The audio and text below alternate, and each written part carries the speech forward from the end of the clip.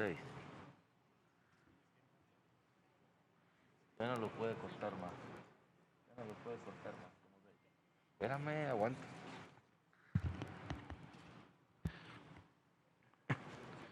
Con su venia, señor presidente, compañeras y compañeros senadores, los poderes de la Unión tenemos la superior encomienda de respetar y darle vigencia a nuestra Carta Magna.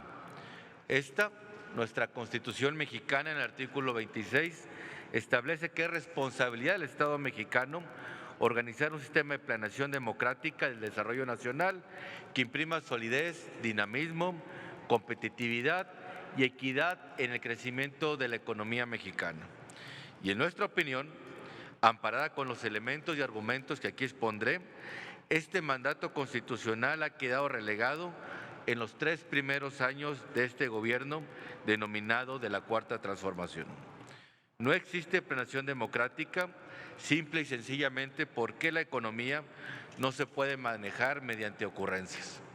Seamos honestos y claros. La nueva política económica que presumen en la propaganda oficial no ha dado los resultados que los mexicanos demandamos de todos ustedes. De hecho, la economía vive su peor momento de las últimas décadas. Los números hablan por sí mismos.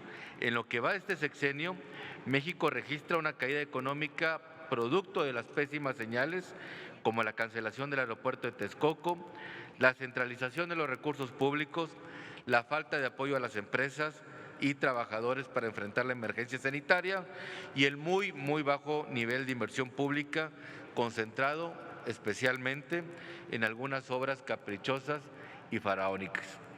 Entre el 2019 y 2021, el Producto Interno Bruto Nacional promedia una caída anual del 8%, lo que es la primera mitad de un sexenio con el peor desempeño económico en casi un siglo, según datos del INEGI. No está de más recordar que en el 2020 la economía mexicana cayó un 8.3%, su mayor contracción desde 1932 con la Gran Depresión. Si bien existen pronósticos que indican que la economía pudiera llegar a crecer un 5% este 2021, siendo realistas, este crecimiento se debe a un efecto rebote que se queda corto frente al desplome del 2020. Esta contracción que experimenta la economía se ha traducido en la pérdida de miles y miles de empleos, al igual que miles y miles de familias sin sustento.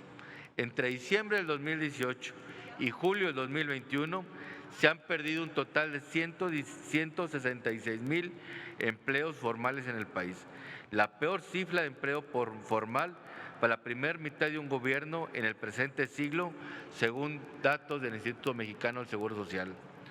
Tampoco está de más recordar que en mayo del 2020 el gobierno se comprometió a generar 2 millones de empleos para finales de este año, algo que evidentemente no ha sucedido. Igual de que preocupante es la precarización del empleo, ya que no es suficiente generar nuevos empleos, sino que estos sean mejor pagados.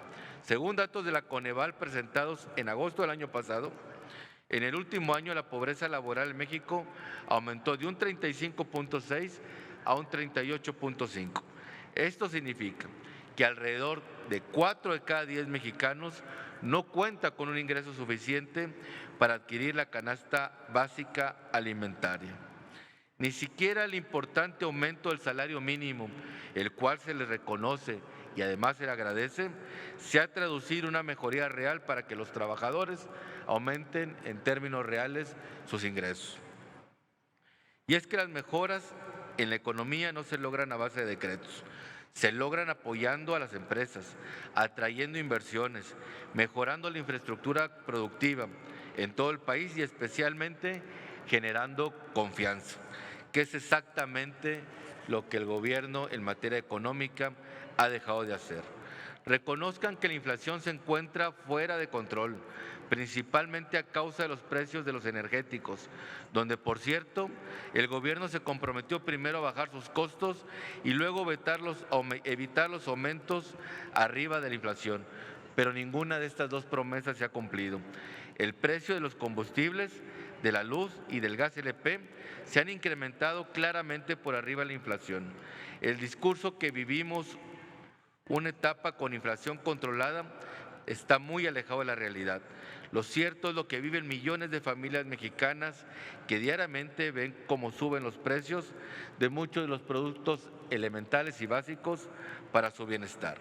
En agosto del 2021, la inflación anual en nuestro país asciende al 5.59%, lejos del rango objetivo entre el 2 y 4% previsto por las autoridades.